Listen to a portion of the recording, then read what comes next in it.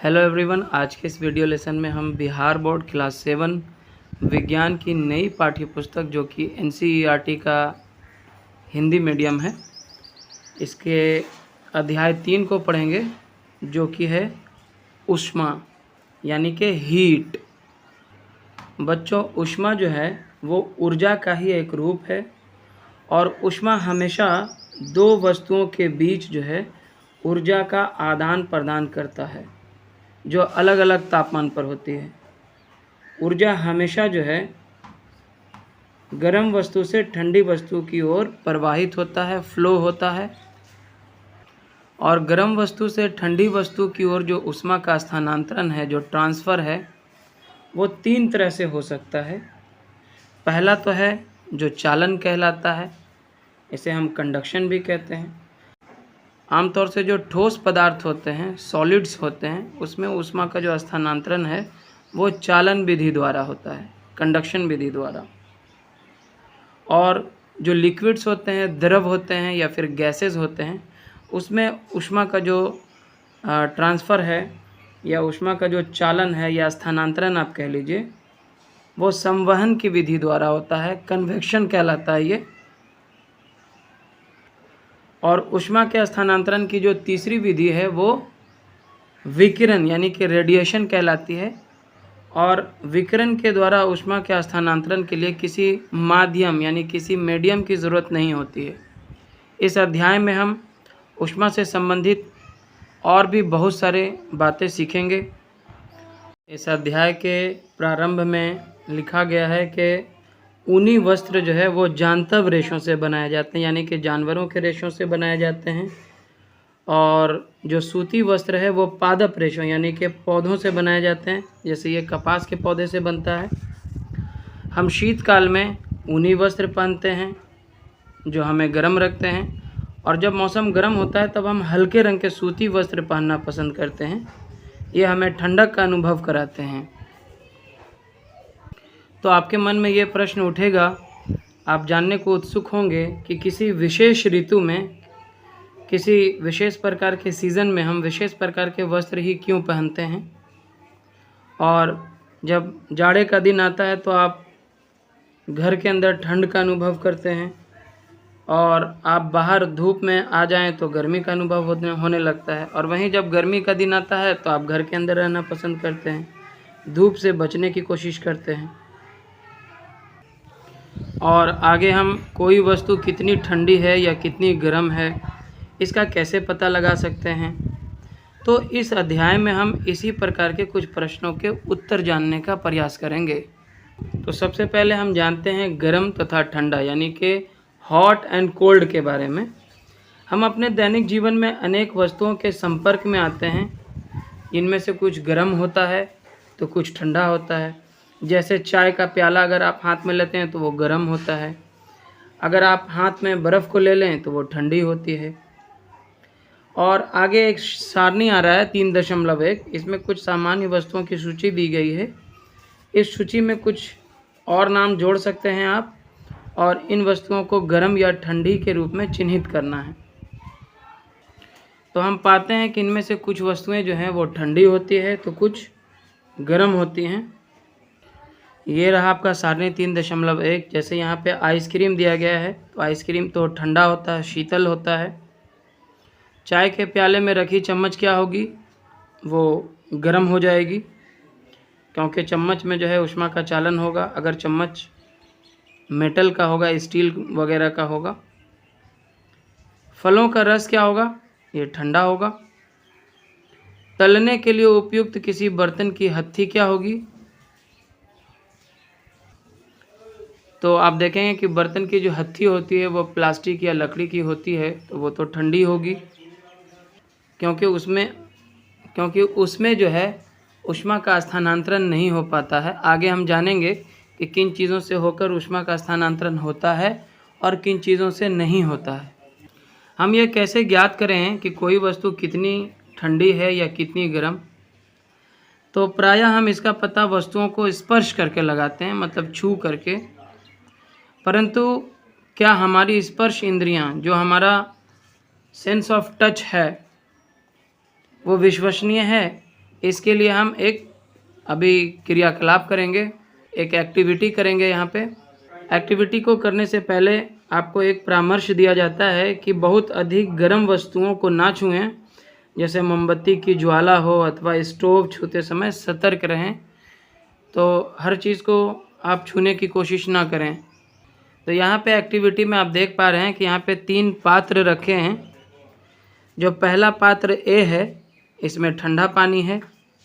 पात्र बी में जो है गर्म पानी रखा गया है और पात्र सी में कुछ ठंडा और कुछ गर्म पानी को मिलाकर रखा गया है। आपको करना क्या है कि आपका बायां हाथ जो है वो आपको ए वाले पात्र में रखना है जो कि ठंडा पानी है, और दाहिने हाथ को आपको बी पात्र में डालना है जिसमें गर्म पानी है। और 2-3 मिनट तक आपको ऐसे ही अपने हाथ को डुबोए रखना है और फिर दोनों हाथ को एक साथ पात्र सी में डुबाना है। क्या दोनों हाथों को एक जैसा अनुभव होता है? आपको सुनिश्चित करना है कि पानी जो है इतना गर्म ना हो कि आपका हाथ जल जाए, क्योंकि पात्र सी में जो है गर्म और ठंडा दोनों ही पानी मिला हुआ है। तो बुझो कहता है कि मेरा बायां हाथ कहता है कि सी में पानी गर्म है, तथा दाहिना हाथ उसी पानी को ठंडा बताता है। मैं क्या निष्कर्ष निकालूं?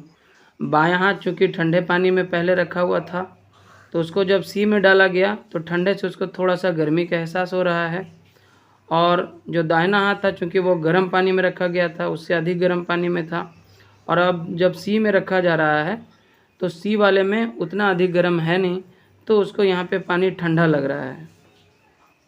तो इस प्रयोग से हमें यह पता चलता है कि हम केवल छू कर यह निश्चय नहीं कर सकते हैं कि कोई वस्तु कितना गर्म है या ठंडी। इसके लिए हम अपने स्पर्श इंद्रियों, जो हमारा सेंस ऑफ टच है, उस पर विश्वास नहीं कर सकते हैं। यह हमें कभी कभी धोखा दे सकता है। किसी भी वस्तु की जो उष्णता है, जो गर्मी है, उसकी विश्वसनीय माप उसके ताप से की जाती है, यानी कि उसका टेम्परेचर कितना है। ताप मापने के लिए उपयोग की जाने वाली युक्ति को हम ताप मापी या थर्मोमीटर कहते हैं। चलिए अब हम आगे जानेंगे ताप मापन, यानी कि मेजरिंग ऑफ टेम्परेचर। किसी भी टेम्परेचर को हम कैसे मापते हैं। आपको याद होगा कि कभी आप याद करें कि अगर आपको कभी फीवर आया हो, बुखार आया हो, और आप डॉक्टर के पास गए हों, तो डॉक्टर ने जो है आपको दवाई देने से पहले आपके बॉडी का टेम्परेचर लिया होगा, थर्मामीटर से आपके शरीर का तापमान लिया होगा। तो जिस तापमापी से हम अपने शरीर के ताप को मापते हैं उसे हम डॉक्टरी थर्मामीटर या क्लिनिकल थर्मामीटर कहते हैं। चित्र 3.2 में आप जो क्लिनिकल थर्मामीटर होता है, डॉक्टरी थर्मामीटर, इसे आप देख सकते हैं। डॉक्टरी थर्मामीटर में एक लंबी, बारीक तथा एक समान व्यास की कांच की नली होती है। इसके एक सिरे पर एक बल्ब होता है, जो यहाँ पे आप देख पा रहे हैं। बल्ब में पारा भरा होता है। बल्ब के बाहर नली में पारे की एक पतली चमकीली धारी देखी जा सकती है। यदि पारे की यह धारी आपको दिखाई ना दे तो थर्मामीटर को थोड़ा सा घुमाइए जब तक कि आपको उसमें धारी दिखाई न देने लगे। और थर्मामीटर पर आपको ताप मापने का एक मापक्रम यानी स्केल भी दिखाई देगा। उपयोग किए जाने वाला यह मापक्रम सेल्सियस स्केल है, जिसे C द्वारा दर्शाते हैं। जब आप थर्मामीटर को ध्यान से देखते हैं तो उसमें 2 तरह के स्केल होते हैं। बुझो दुविधा में पड़ जाता है कि चित्र 3.2 में दर्शाया 2 मापक्रमों में से वह किसे पढ़े। तो पहली ने उसे बताया कि भारत में हमने सेल्सियस स्केल को अपनाया है और हमें इसी स्केल का उपयोग करना चाहिए। और दूसरा जो मापक्रम है वो फ़ारेनहाइट कहलाता है, जिसे F से डिनोट करते हैं। और इसका जो परिसर है, मतलब न्यूनतम ताप जो है इसमें 94 और अधिकतम 108 डिग्री तक है। इसे पहले प्रयोग किया जाता था। डॉक्टरी थर्मामीटर में हम 35 डिग्री सेल्सियस से लेकर 42 डिग्री सेल्सियस तक के ताप ही माप सकते हैं। और आगे है थर्मामीटर से ताप मापना। तो आइए सीखें कि थर्मामीटर को कैसे पढ़ा जाता है। सबसे पहले हम इसके किन्हीं 2 क्रमागत एक के बाद एक बड़े चिन्हों द्वारा निरूपित ताप के अंतर को नोट करेंगे।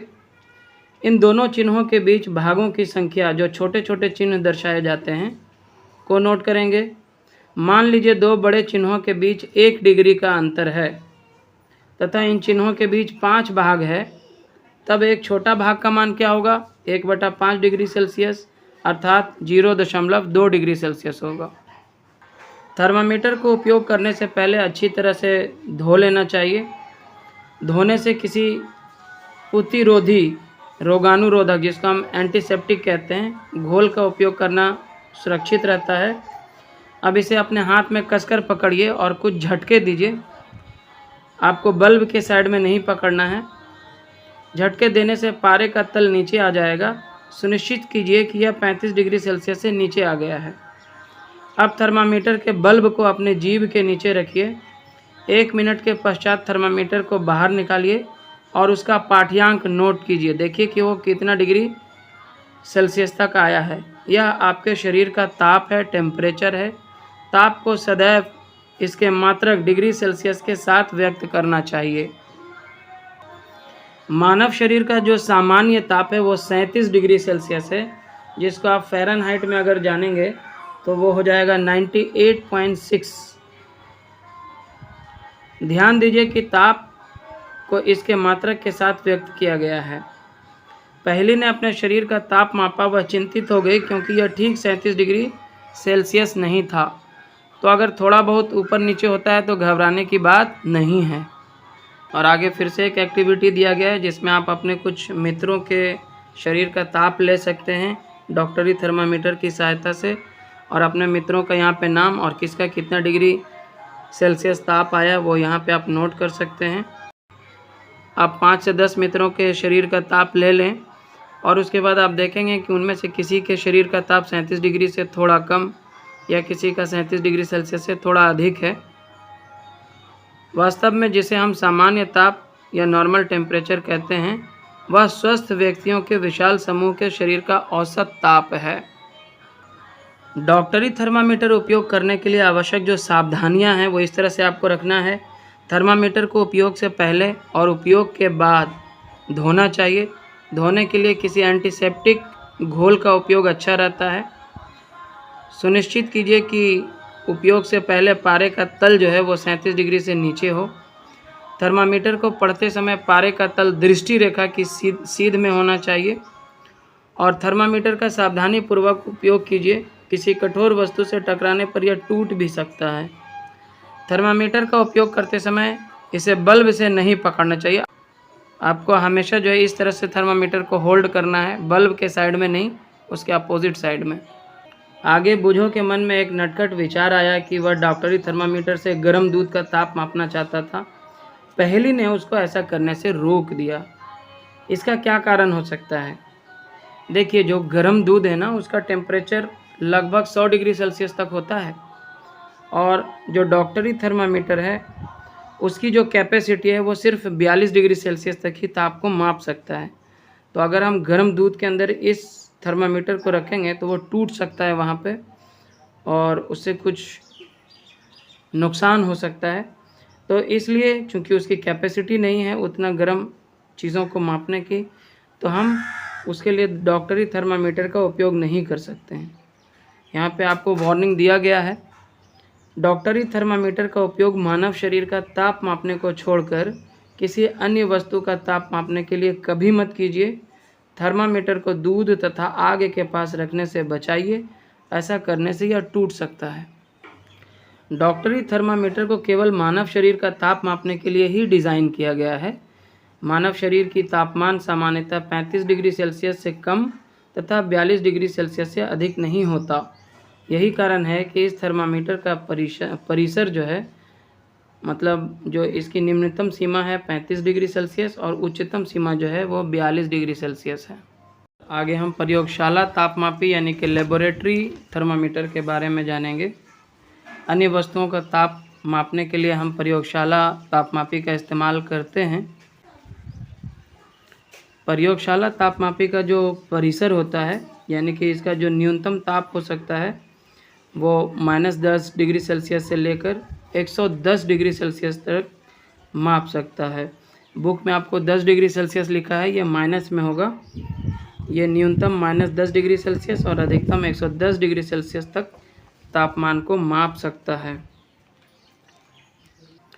इसके अलावा विभिन्न प्रयोजनों के लिए विभिन्न प्रकार के तापमापी उपयोग किए जाते हैं। जैसे मौसम की रिपोर्ट के लिए आप देखेंगे कि मौसम की जो जानकारी आती है उसमें न्यूनतम तथा अधिकतम दोनों तापमान बताया जाता है कि कम से कम कितना डिग्री सेल्सियस होगा और अधिक से अधिक कितना डिग्री सेल्सियस होगा। तो इसके लिए जो है अधिकतम न्यूनतम तापमापी का उपयोग किया जाता है, यानी कि मैक्सिमम मिनिमम टेम्परेचर का इस्तेमाल होता है।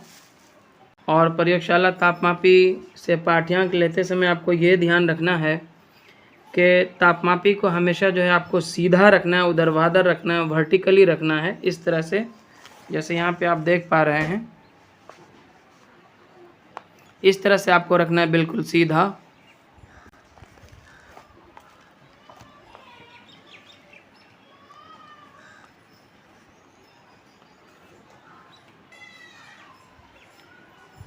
बुझो को अब तो समझ में आ गया कि अधिकतम तापमानों को जो है और इस प्रकार बुझो को अब ये समझ में आ गया कि उच्च तापमानों को मापने के लिए जो है डॉक्टरी थर्मामीटर का उपयोग क्यों नहीं किया जा सकता है। तो इसका जवाब होगा कि नहीं, हम प्रयोगशाला थर्मामीटर का जो है उपयोग अपने शरीर के ताप को मापने में नहीं कर सकते हैं, क्योंकि जैसे ही आप अपने मुंह से उस थर्मामीटर को बाहर निकालेंगे तो उसका पाठ्यांक जो है वो ऊपर नीचे होने लगेगा, ठीक है। क्योंकि जैसे ही उसका टेम्परेचर चेंज होगा, क्योंकि वातावरण का टेम्परेचर जैसे ही चेंज होगा तो उस थर्मामीटर के पाठ्यांक में भी भिन्नता आने लगेगी। और आजकल शरीर के तापमान को मापने के लिए, फीवर को मापने के लिए डिजिटल थर्मामीटर भी अवेलेबल है, जिसको हम अंकीय तापमापी कहते हैं। तो इसका भी उपयोग किया जा सकता है। इसमें पारे का इस्तेमाल नहीं होता है, ये डिजिटल होता है, ये अंकीय ताप आपको बताता है। आगे हम जानेंगे ऊष्मा का स्थानांतरण यानी कि ट्रांसफ़र ऑफ हीट के बारे में। संभवतः आपने देखा होगा कि किसी बर्तन को ज्वाला पर रखते हैं तो वह जो है गर्म हो जाता है, तप्त हो जाता है। इसका कारण है कि ऊष्मा ज्वाला से बर्तन की ओर चली जाती है। जब बर्तन को ज्वाला से हटा लेते हैं तो यह धीरे धीरे ठंडा हो जाता है। यह ठंडा क्यों हो जाता है? ऊष्मा जो है बर्तन से परिवेश की ओर स्थानांतरित हो जाती है। इस प्रकार आप समझ सकते हैं कि दोनों स्थितियों में ऊष्मा गर्म वस्तु से ठंडी वस्तु की ओर प्रवाहित होती है। वास्तव में ऊष्मा सदैव गर्म वस्तु से अपेक्षाकृत ठंडी वस्तु की ओर ही प्रभावित होती है। वास्तव में ऊष्मा सदैव गर्म वस्तु से अपेक्षाकृत ठंडी वस्तु की ओर ही प्रवाहित होती है। ऊष्मा जो है किस प्रकार स्थानांतरित होती है, ट्रांसफ़र होती है, आइए इसकी खोज करें। यहाँ पे आप क्रियाकलाप 3.6 में देखेंगे, किसी धातु की पट्टी में ऊष्मा के स्थानांतरण का अध्ययन यहाँ पे किया जा रहा है। आप देख पा रहे हैं यहाँ पे 2 ईंटों की सहायता से एक लोहे की छड़ को रखा गया है और यहाँ पे जो है इसे मोमबत्ती से गर्म किया जा रहा है और इस छड़ में कुछ कुछ दूरी पे जो है मोम लगा दिए गए हैं। और जब कैंडल से इसको गर्म किया जाएगा तो सबसे पहले इसका ये क्षेत्र जो है गर्म होगा और फिर यहाँ पे जब ये गर्म होगा तो यहाँ पे जो छड़ है ठंडा है, तो ऊष्मा जो है गर्म से ठंडा की ओर प्रवाहित होने लगेगा और सबसे पहले जो है ये गर्मी यहाँ तक पहुँचेगी तो यहाँ का मोम पहले गिर जाएगा। फिर जो है यहाँ जब ये गर्म हो जाएगा तो और आगे बढ़ेगी तो फिर ये मोम गिरेगा। इस तरह से सबसे लास्ट में इधर का मोम गिरेगा, क्योंकि ये सबसे दूरी पे है। यहाँ पे ऊष्मा को आने में, हीट को आने में थोड़ा टाइम लगेगा। वह प्रक्रम जिसमें ऊष्मा किसी वस्तु के गर्म सिरे से ठंडे सिरे की ओर स्थानांतरित होती है चालन कहलाता है। इसे हम कंडक्शन भी कहेंगे। और ठोसों में ऊष्मा जो है प्रायः चालन के प्रक्रम द्वारा ही स्थानांतरित होती है। और आगे एक महत्वपूर्ण प्रश्न ये भी है कि क्या सभी पदार्थों में से ऊष्मा का चालन आसानी से हो जाता है? आपने यह अवश्य देखा होगा कि खाना पकाने के लिए उपयोग किए जाने वाले धातु के बर्तन में प्लास्टिक या लकड़ी की हत्थी लगी होती है जो उसका हैंडल होता है, क्या आप किसी तप्त बर्तन को हत्थी से पकड़कर बिना हाथ जलाए उठा सकते हैं? तो बिल्कुल, चूँकि उसमें प्लास्टिक की हत्थी लगी होती है तो हम उसको आसानी से पकड़ के उतार लेते हैं। जैसे आपके कुकर में देखिएगा होता है, उसके लिए आपको कोई अन्य कपड़ा वगैरह लेने की ज़रूरत भी नहीं पड़ती, आप उसी को पकड़ के, हैंडल को पकड़ के ही उठा लेते हैं गरम कुकर को, क्योंकि उसमें जो हत्थी लगी होती है उसमें से होकर ऊष्मा का चालन नहीं हो पाता है, जिससे वो गर्म नहीं होता है और आप आसानी से उसे पकड़कर बर्तन को उतार लेते हैं। इसे और अच्छी तरह समझने के लिए आप एक बर्तन या छोटे बीकर में गर्म पानी लीजिए और उसमें कुछ वस्तुएं जैसे कि स्टील की चम्मच, प्लास्टिक का स्केल, पेंसिल तथा विभाजनी यानी कि डिवाइडर वगैरह रख सकते हैं। और थोड़ी देर रखने के बाद आप उसको एक एक करके छू के देखिए तो आपको पता चलेगा कि स्टील की चम्मच जो है वो गर्म हो गई है। वहीं अगर आप इसमें लकड़ी का चम्मच रख देते हैं तो वो गर्म नहीं होता। प्लास्टिक का स्केल आप देखेंगे कि वो ज़्यादा गर्म नहीं हुआ है। और इसी तरह से जो डिवाइडर है जो मेटल का होता है वो गर्म हो चुका है। पेंसिल जो है वो आपका गर्म नहीं हुआ है। इस प्रकार हम पाते हैं कि कुछ वस्तुओं में से होकर ऊष्मा जो है स्थानांतरित होती है तथा कुछ ऐसी भी वस्तुएं हैं जिसमें से होकर ऊष्मा जो है स्थानांतरित नहीं हो पाती है। तो जो पदार्थ अपने से होकर ऊष्मा को आसानी से जाने देते हैं उन्हें ऊष्मा का चालक यानी कि कंडक्टर कहते हैं। इसके उदाहरण हैं एल्युमिनियम, आयरन यानी कि लोहा तथा कॉपर, तांबा। और जो पदार्थ अपने से होकर ऊष्मा को आसानी से नहीं जाने देते हैं उन्हें ऊष्मा का कुचालक यानी कि इंसुलेटर कहा जाता है। जैसे प्लास्टिक हो गया, लकड़ी हो गया। कुचालकों को ऊष्मारोधी भी कहा जाता है। जल तथा वायु ऊष्मा के कुचालक हैं। तो मन में प्रश्न उठता है कि फिर ये ऊष्मा का स्थानांतरण इनमें कैसे होता है। इसे समझने के लिए एक क्रियाकलाप दिया गया है, एक एक्टिविटी है 3.8 में। आपको क्या करना है, गोल पेंदे की एक फ्लास्क लेनी है, इस तरह से आप देख लीजिए, ठीक है। और इसमें जो है आपको पानी भरना है। इसके 2/3 भाग में आपको लगभग यहाँ तक पानी भर लेना है। फ्लास्क को किसी स्टैंड पर इस तरह से व्यवस्थित करके रखना होगा आपको। और फिर इसके नीचे आपको कोई कैंडल या मोमबत्ती जलाना है जिससे हम पानी को धीरे धीरे गर्म कर सकें। फ्लास्क में जल के स्थिर होने की प्रतीक्षा कीजिए और उसके बाद आपको एक स्ट्रॉ की मदद से फ्लास्क के पेंदे पर पोटेशियम परमैंगनेट का एक क्रिस्टल धीरे से रखना होगा। ये आप याद रहे कि आपको ऊपर से नहीं डालना है। पोटेशियम परमैंगनेट का जो क्रिस्टल है उसको आपको सीधा पेंदे तक पहुंचाना है। इसके लिए आपको एक स्ट्रॉ का इस्तेमाल करना होगा, स्ट्रॉ जिससे आप जूस वगैरह पीते हैं। और अब पानी को जो है धीरे धीरे आपको गर्म करना है। जब जल को गर्म करते हैं तो ज्वाला के पास का जल गर्म हो जाता है। जब हम जल को गर्म करना शुरू करेंगे तो यहाँ पर का जो नीचे का जो जल है वो सबसे पहले गर्म होगा और गर्म होने के बाद ये ऊपर की ओर उठेगा और इस गर्म जल के आसपास का जो ठंडा जल है उसका स्थान लेने के लिए आ जाता है। फिर ये जल भी गर्म हो जाता है और ऊपर उठता है तथा आसपास के जल फिर से इसके स्थान पर आ जाता है। यह प्रक्रिया जो है तब तक चलती रहती है जब तक कि पूरा जल गर्म ना हो जाए। तो ऊष्मा स्थानांतरण की इस विधि को ही संवहन कहते हैं, कन्वेक्शन कहते हैं।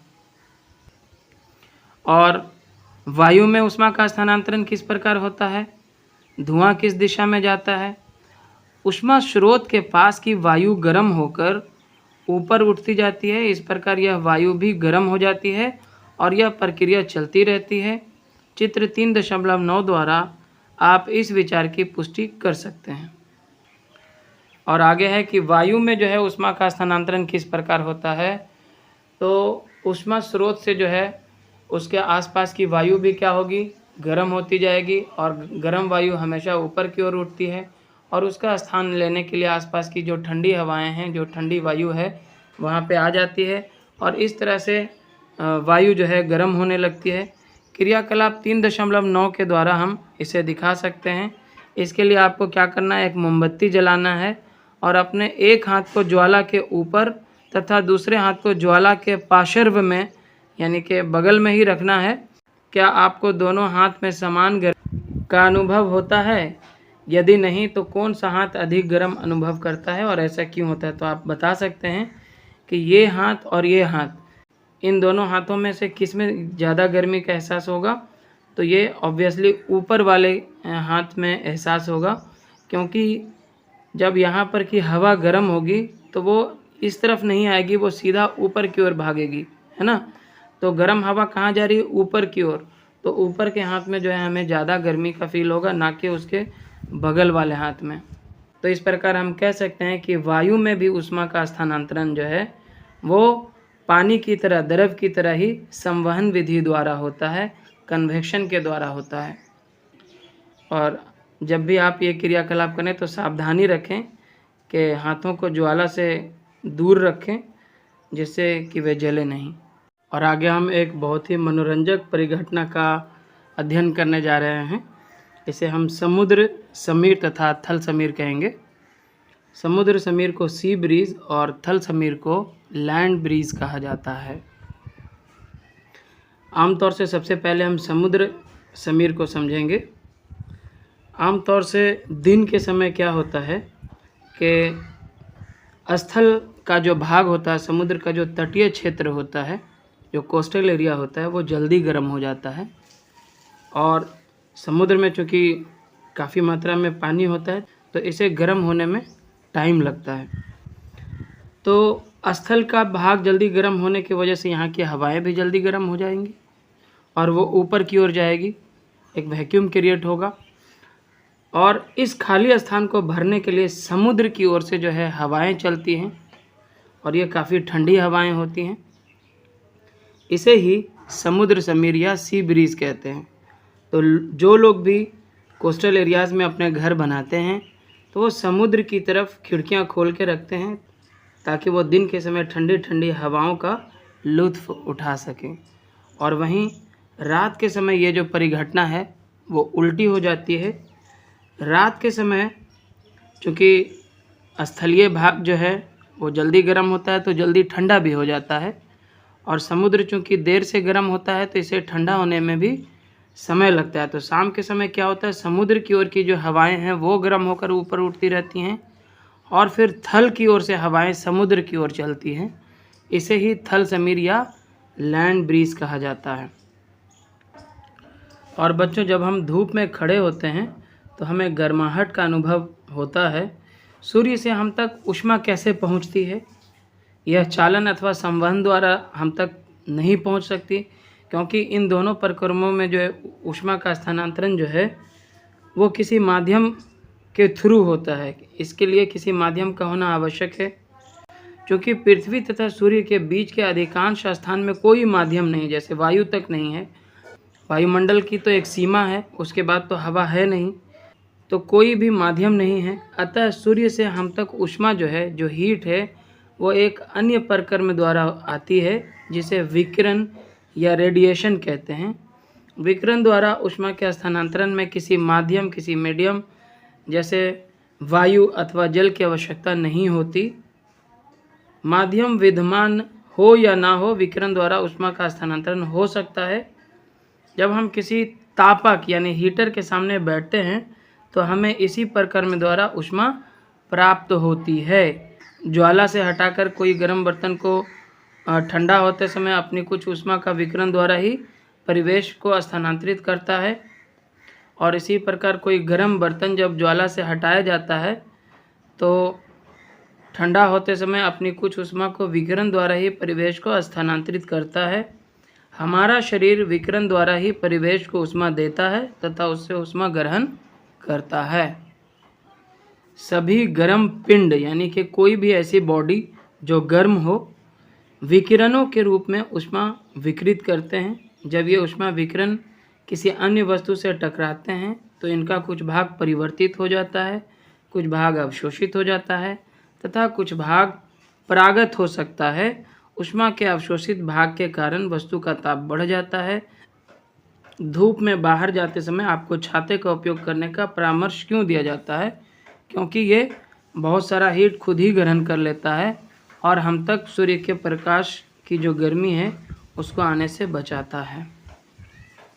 और आगे है सर्दियों तथा गर्मियों में हमारे पहनने के वस्त्रों के प्रकार। हम सभी जानते हैं कि हम गर्मी में हल्के रंग के वस्त्रों को वरीयता देते हैं और सर्दियों में हम गहरे रंग के कपड़े पहनना पसंद करते हैं। इसका उत्तर जानने के लिए हम एक क्रियाकलाप करेंगे जो कि है 3.10। टिन के एक जैसे 2 डिब्बे लेने हैं। इनमें से एक के बाहरी पृष्ठ को काला तथा दूसरे के बाहरी पृष्ठ को सफ़ेद पेंट कर देना है। दोनों डिब्बों में बराबर मात्रा में जल भरना है और उन्हें दोपहर में लगभग 1 घंटे के लिए धूप में रखना है। दोनों डिब्बों में भरे जल के ताप मापिए। क्या आप दोनों के ताप में कुछ अंतर पाते हैं? किस डिब्बे में जल अधिक गर्म है? तो आप पाएंगे कि जो गहरे रंग का जो काला पेंट वाला है उसका पानी इसके अपेक्षाकृत ज़्यादा गर्म हुआ है। केवल जल को छूकर भी आप दोनों के ताप में अंतर अनुभव कर सकते हैं। आप देखेंगे कि इसका स्लाइटली थोड़ा सा ज़्यादा गर्म है और इसका थोड़ा कम गर्म है। आगे एक और क्रियाकलाप है कि 3.10 में उपयोग किए गए दोनों डिब्बे लीजिए। इन दोनों में समान मात्रा में समान ताप लगभग 60 डिग्री सेल्सियस तक गर्म करके जो है पानी को भरिए। दोनों डिब्बों को किसी कमरे में अथवा छाया में रखिए। 10-15 मिनट के पश्चात प्रत्येक डिब्बे के जल का ताप ज्ञात कीजिए। क्या दोनों डिब्बों में जल का ताप समान दर से कम हुआ? नहीं। आप देखेंगे कि श्वेत वाले में जो है जल्दी से ठंडा हो जाएगा और जो काले रंग का पेंदा वाला है उसमें अपेक्षाकृत देर से जो है पानी ठंडा होता है। तो इस तरह से हम निष्कर्ष निकाल सकते हैं कि गर्मियों में हम सफ़ेद या हल्के रंग के वस्त्र तथा सर्दियों में गहरे रंग के वस्त्र क्यों पहनना पसंद करते हैं। गहरे रंग के पृष्ठ जो है अपेक्षाकृत अधिक ऊष्मा अवशोषित करते हैं, इसलिए सर्दियों में हम गहरे रंग का वस्त्र पहनते हैं और हल्के रंग के कपड़े ऊष्मीय विकिरणों के अधिकांश भाग को परावर्तित कर देते हैं, इसलिए गर्मियों में हमें हल्के रंग के वस्त्र अधिक आरामदेह लगते हैं। और आगे है कि सर्दियों में ऊनी वस्त्र हमें उष्ण बनाए रखते हैं। सर्दियों में हम ऊनी वस्त्र पहनते हैं। ऊन ऊष्मारोधी है। इसके अतिरिक्त ऊन जो है इसके रेशों के बीच वायु भी ट्रैप रहती है, फंसी रहती है और ये वायु जो है वो हमारे शरीर की जो गर्मी होती है उसको ठंडे परिवेश की ओर विकृत होने से रोकती है। अतः हमें उष्णता का अनुभव होता है, गर्मी का अनुभव होता है। मान लीजिए सर्दियों में आपको एक मोटे कंबल अथवा एक के ऊपर एक जुड़े हुए 2 पतले कंबलों में से किसी एक का चुनाव करने का उपयोग करने की छूट हो, तब आप इनमें से किसे चुनेंगे और क्यों? तो आप याद रखिए कि आपको 2 पतला कंबल ही ले लेना है, वो ज़्यादा फ़ायदा होगा आपके लिए, क्योंकि इन दोनों कंबलों के बीच में वायु की भी एक परत विद्यमान होगी जो और भी ज़्यादा जो गर्मी है आपके शरीर की उसको बाहर जाने से रोकेगी। तो इस तरह से एक मोटे कंबल की अपेक्षा अगर हम 2 पतले कंबल को ही एक साथ मिलाकर ओढ़ते हैं तो वो ज़्यादा फ़ायदेमंद होता है, क्योंकि उन दोनों कंबलों के बीच हवा का भी एक लेयर होता है। और अंत में एक तथ्य और जानेंगे और इसके बाद जो है हमारा ये अध्याय यहाँ पे हो जाएगा कंप्लीट। हम अपने घरों को ठंडा या गर्म रखने के लिए कोयला या लकड़ी जैसे ईंधन अथवा विद्युत का उपयोग करते हैं। क्या ऐसे भवन बनाना संभव है जिन पर बाहर की गर्मी या सर्दी का कोई प्रभाव ना पड़े?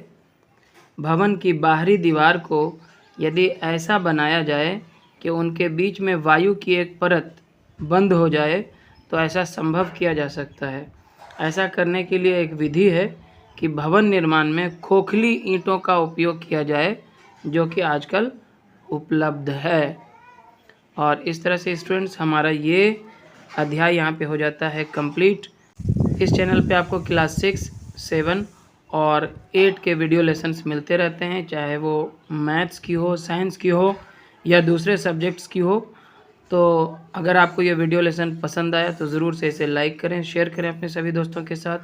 और चैनल पे नए हैं या अपने चैनल को सब्सक्राइब नहीं किया है तो सब्सक्राइब ज़रूर करें।